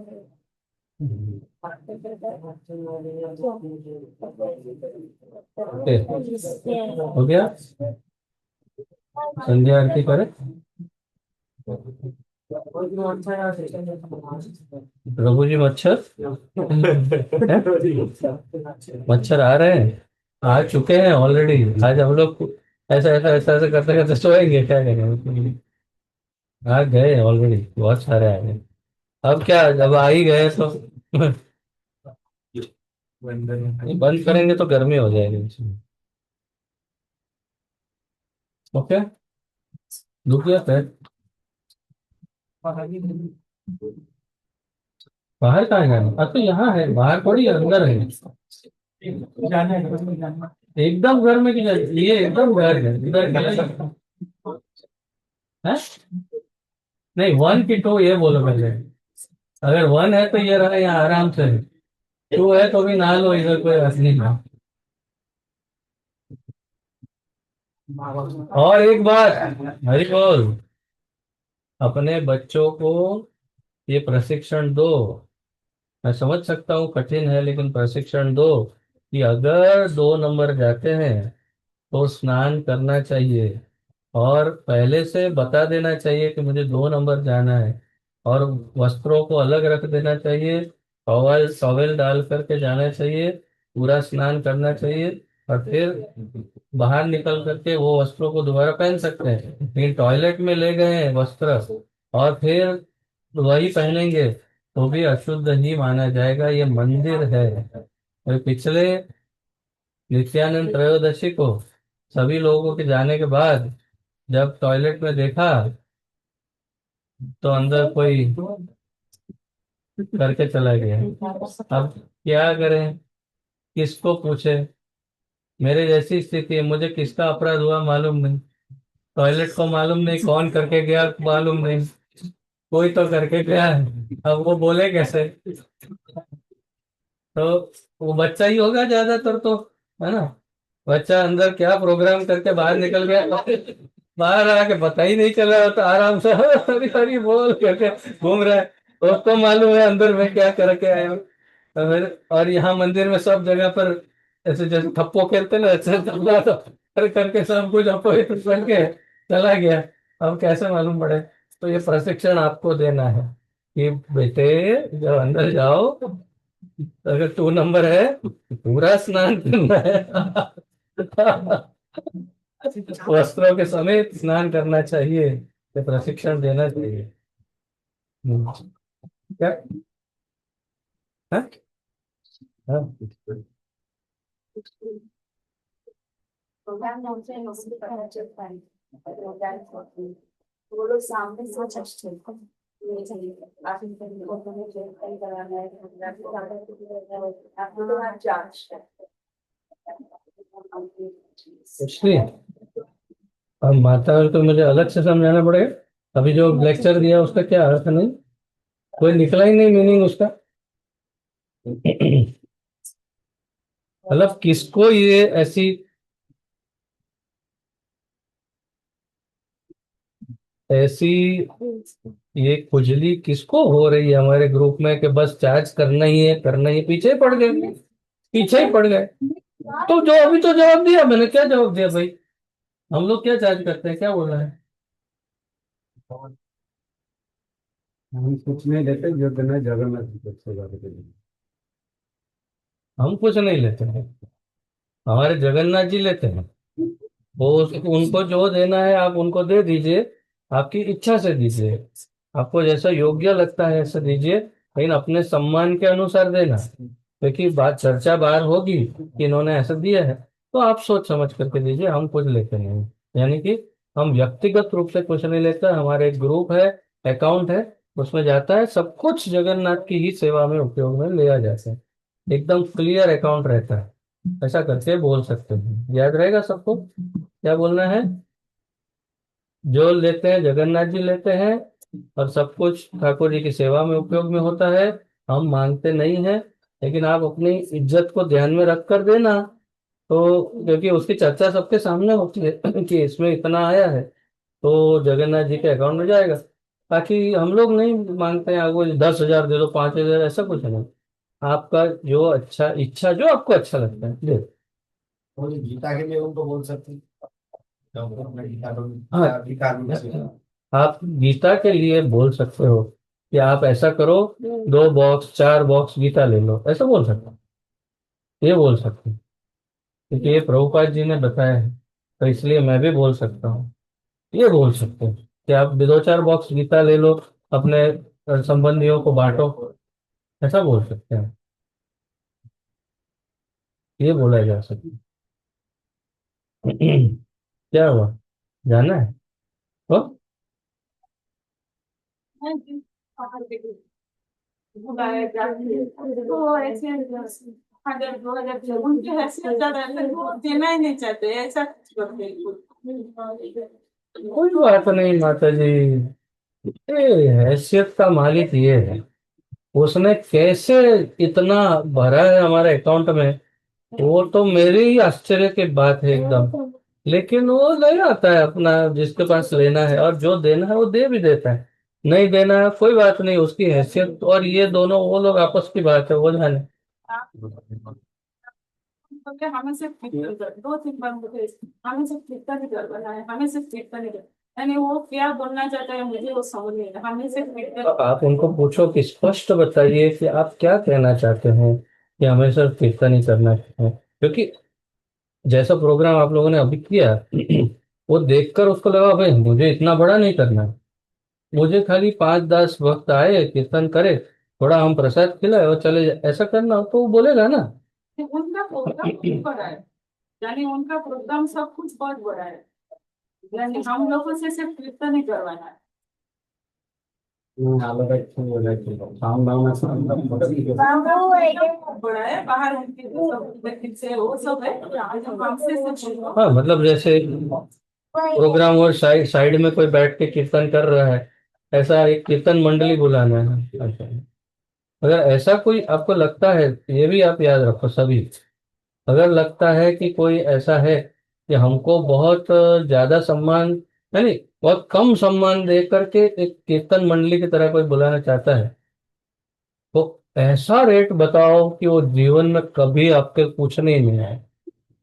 उसको बोलो हाँ 25,000 रेट है हमारा, हम लोग कीर्तन करने जाते 25,000 लेते हैं। हरे कृष्णा बोल के वो सीधा वहां से चला गया। हाँ, फिर वो कभी दोबारा पूछेगा नहीं। आपके सामने जो दूर से देखेगा वो दूसरी गली पकड़ेगा। 25,000 वाले 25,000 मांगते हैं कीर्तन के। राजी हो जाए तो 25,000 ठीक है। 4 घंटा करने के 3 घंटा कर दिया। 25,000 में आ जाए तो जगन्नाथ कमा के आ जाएगा, उसमें क्या प्रॉब्लम है? और नहीं तो क्या, 25,000 लेके आ जाएंगे खुशी खुशी। और क्या, कभी ऐसा भी अनुभव हो जाए तो क्या प्रॉब्लम है? कोई बात नहीं, 25,000 लेके आ जाए जगन्नाथ। लेकिन तो ऐसा करना, जब अगर ऐसा लगता है कि ये लोग तेरा तुझ से ही करना चाहते हैं हमको, प्रोग्राम बड़ा है लेकिन तो फिर बड़ा मुंह खोलो ताकि वो मना ही कर दे। या फिर उसको बोलो हम ज्यादा आएंगे, अच्छे से करेंगे। या तो फिर बोलो हाँ 25-30 हजार ले लो। तो ठीक है, ओके। तो चलिए, अभी कोई बहुत महत्वपूर्ण प्रश्न रह ना गया हो आपके हृदय में कहीं हो तो बोल देना। बिल्कुल संकोच मत करना, क्योंकि ये चर्चा है, हम सीख सकते हैं। और नहीं हो तो फिर हम ठाकुर जी के आरती करेंगे। ठीक? कोई और प्रभु की बंधुआष्टमी में प्रभु कुछ कहना है कुछ?